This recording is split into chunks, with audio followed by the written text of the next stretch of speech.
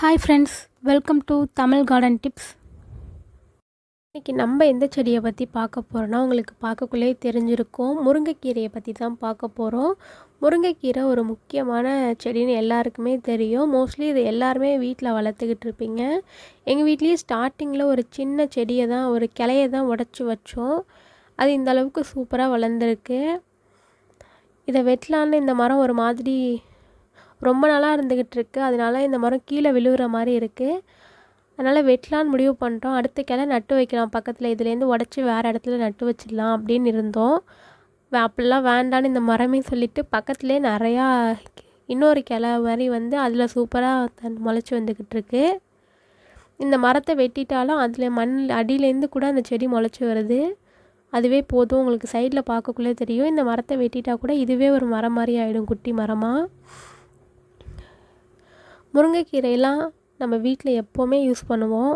வாரத்தில் ஒரு நாள், மாதத்தில் ஒரு 3 நாள்லாம் யூஸ் பண்ணும்போது நமக்கு நிறையா பெனிஃபிட் கிடைக்கும். முருங்கைக்கீரையில் நிறையா சாப்பிட்லாம். சில பேர் கீரை மாதிரி செஞ்சு சாப்பிடுவாங்க, சூப் பண்ணி சாப்பிடுவாங்க.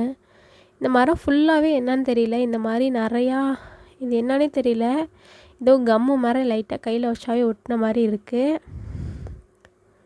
இது முன்னெல்லாம் பேப்பர்லாம் ஒட்டுறதுக்கு ஸ்கூல் படிக்கும்போது யூஸ் பண்ணுவோம். இப்போ இதெல்லாம் யூஸ் பண்ணுறதே கிடையாது. நிறையா இதில் இருக்குது, என்னன்னே தெரில. இதில் ஒரு தேன் கூடு வர இருந்துச்சு. அதை கலைக்கிறதுக்காக தான் இந்த மரத்தை வெட்டிடணும். ஏன்னா வீட்டுக்கு பக்கத்துலேயே இருக்குது. தேன்லாம் இந்த இடத்துல நிறையா இருக்குங்கிறதுனால சீக்கிரமாக இந்த மரத்தை வெட்டிட்டு வேறு பக்கத்தில் இருக்க செடியை மட்டும் அப்படியே விட்டுட்டு இந்த மரத்தை வெட்டலான்னு. ஒரு 10 வருஷத்துக்கு மேலேயே இருக்குது. அதனால் இடையிலலாம் பொந்து விழுந்த மாதிரி மரம் ஒரு மாதிரி வீணாக போன மாதிரி ஆகிட்டு, அப்படியே விட்டால் அப்படியே விழுந்துடும் எங்கேயாவது பக்கத்தில். மற்ற செடியும் காலி ஆகிடும். அதனாலலாம் நம்மளே கொஞ்சம் கொஞ்சமாக வெட்டிட்டோன்னா எந்த பிரச்சனையுமே கிடையாது. முருங்கைக்கீரையை ஒரு சின்ன ஒரு பீஸ் இருந்தாவே போதும். ஒரு கிளையை நம்ம உடச்சிட்டு வந்து வச்சாவே போதும். அதுலேருந்தே சூப்பராக வளர்ந்துடும். எப்போவுமே முருங்கைக்காய் இந்த மரத்தில் இருந்துக்கிட்டே இருக்கும். அடிக்கடி பிச்சு வீட்டுக்கு தேவையானதை யூஸ் பண்ணிவிட்டு மற்றதை வெளில கொடுப்போம். யாராவது கேட்டாங்கன்னா அவங்களுக்கு கொடுத்துருவோம். மேலேருந்து இப்போ கீரை பிக்கிறதே கிடையாது. இந்த சைடில் இருக்க இதுலேருந்து தான் இப்போ கீரை பிச்சுக்கிட்டு இருக்கோம் ஃபுல்லாக. இதிலே சூப்பராக உடச்சி விட நிறையா கீரை வந்துக்கிட்டு இருக்கு. மற்ற கீரையெல்லாம் நம்ம விதை போட்டு வளர்க்கணும்.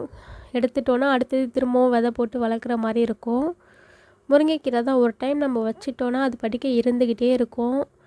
கீரை மட்டும் இல்லாமல் அதுலேருந்து கிடைக்கிற அந்த காய் எல்லாமே நமக்கு நிறையா பெனிஃபிட் இருக்குது. எல்லார் வீட்லேயும் இருக்க வேண்டிய முக்கியமான செடியில் முருங்கைக்கீரையும் ஒன்று. வெளில போய் நம்ம எங்கேயுமே கீரை வாங்கணும்னு அவசியமே இல்லை. இந்த வீடியோ உங்களுக்கு யூஸ்ஃபுல்லாக இருக்கும்னு நினைக்கிறேன். நம்ம சேனலில் இந்த மாதிரி மூலிகை செடியை பற்றி, காய்கறி செடியை பற்றி, கீரை செடியை பற்றிலாம் வீடியோ இருக்குது. அதெல்லாம் நீங்கள் இன்னும் பார்க்கலைன்னா மறக்காமல் அந்த வீடியோவை பாருங்கள். நம்ம சேனலையும் சப்ஸ்கிரைப் பண்ணுங்கள்.